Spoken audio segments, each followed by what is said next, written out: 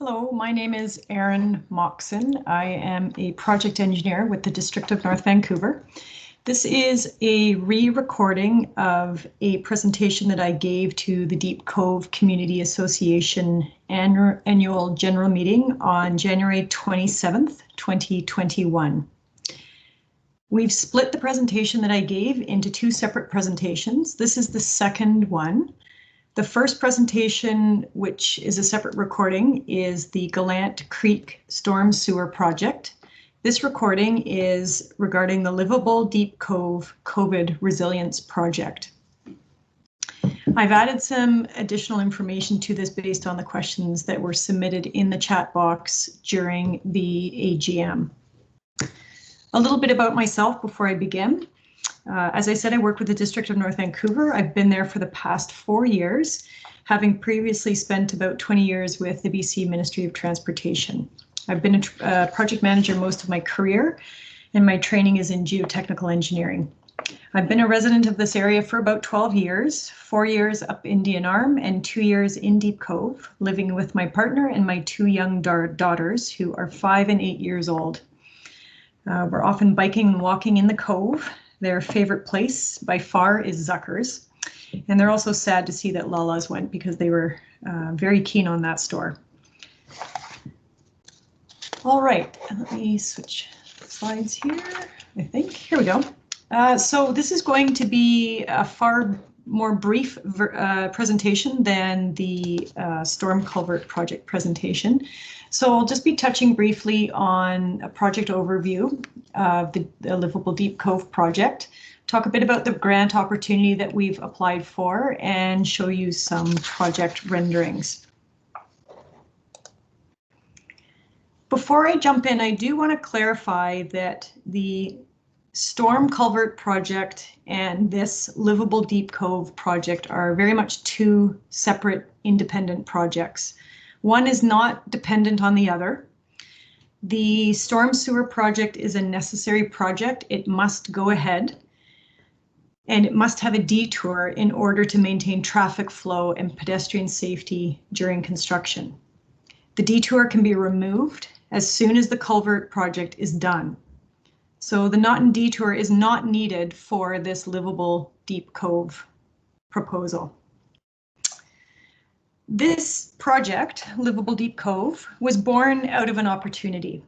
It's in the very early stages of development and came about because of the general success of the pedestrian pilot that we have ongoing right now on Lower Gallant, and because of a provincial federal grant funding opportunity related to COVID to enhance social distancing.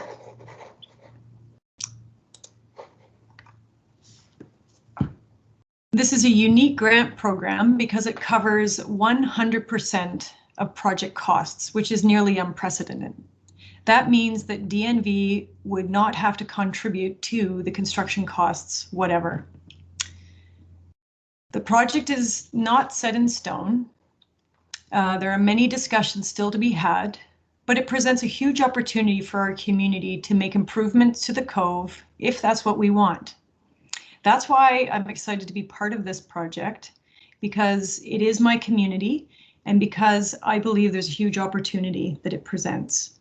This project needs two things to proceed. It needs community support and it needs successful grant funding. Oops, there we go. Sorry, just have to catch up here.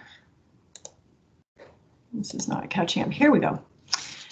Speaking of community support, we spent a lot of time talking with businesses and residents about the pilot project on Lower Gallant before we implemented it, during implementation, and when in the fall when we were considering whether to remove it. We wanted to make sure that it was and continues to be a positive benefit to the community. And there was very strong support to leave it in place in September when we had conversations with the business community and residents.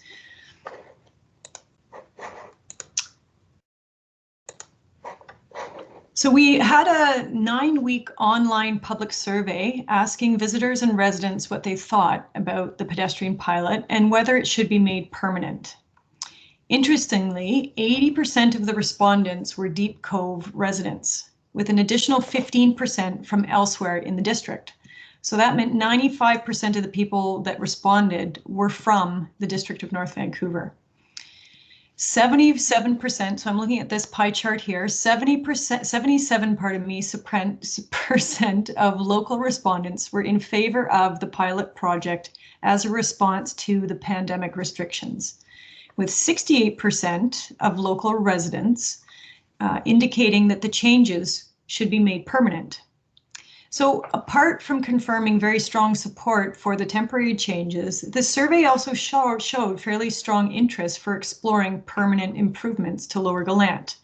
So that's exactly what we started doing. We started exploring options for permanent improvements, because around that same time, around September, the federal and provincial governments began hinting at COVID recovery grant funding programs for local governments. So here are the renderings that we were able to do between the fall and now. And this is where we landed. What we're proposing is a shared street that prioritizes pedestrians over vehicles. It improves pedestrian safety, slows down traffic, and provides a quieter, more open and pleasant public space. You'll notice the bollards in the picture here.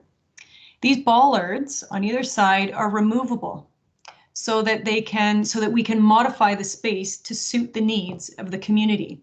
There could be more public seating and space to social distance in the summertime, while maybe more parking could be provided in the shoulder season. This is a summer scene, which does still allow for westbound vehicle traffic. We're just not showing a vehicle there at this point.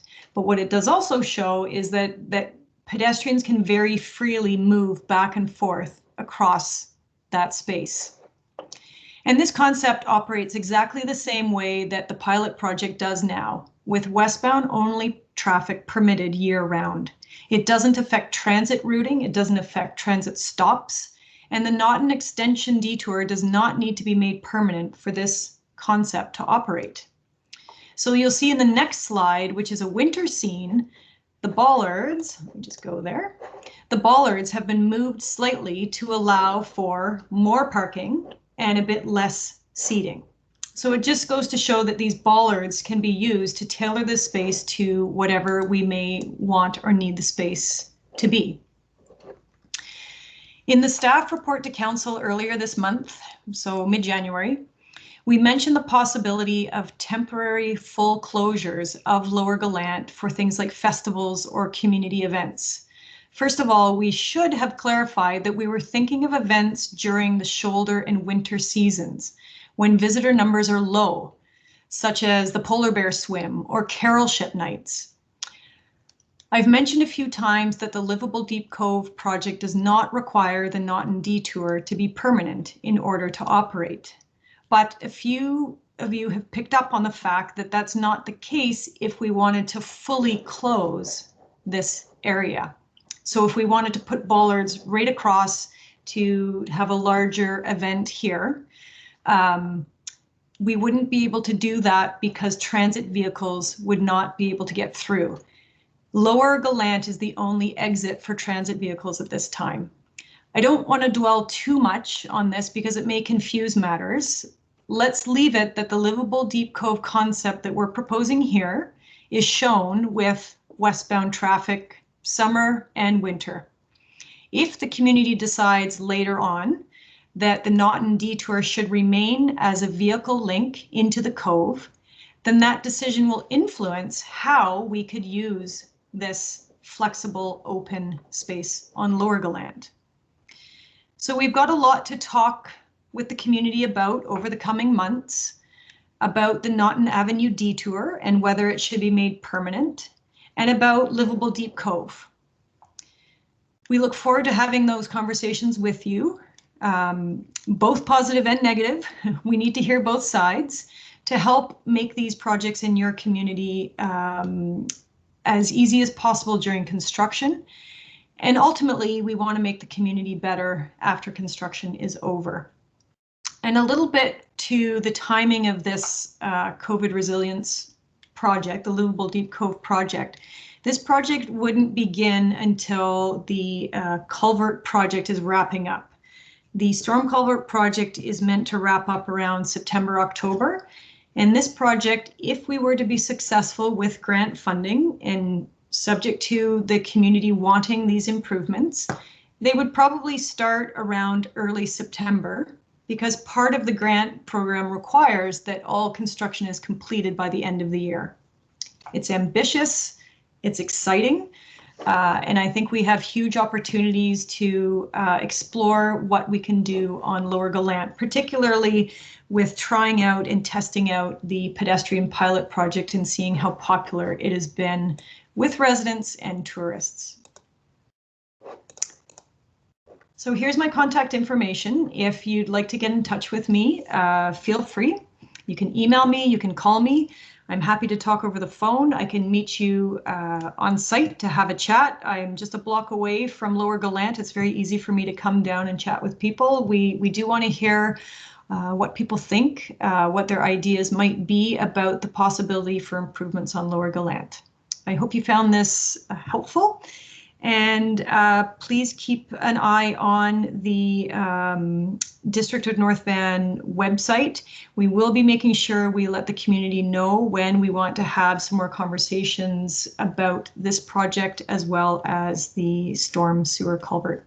Thank you very much for listening.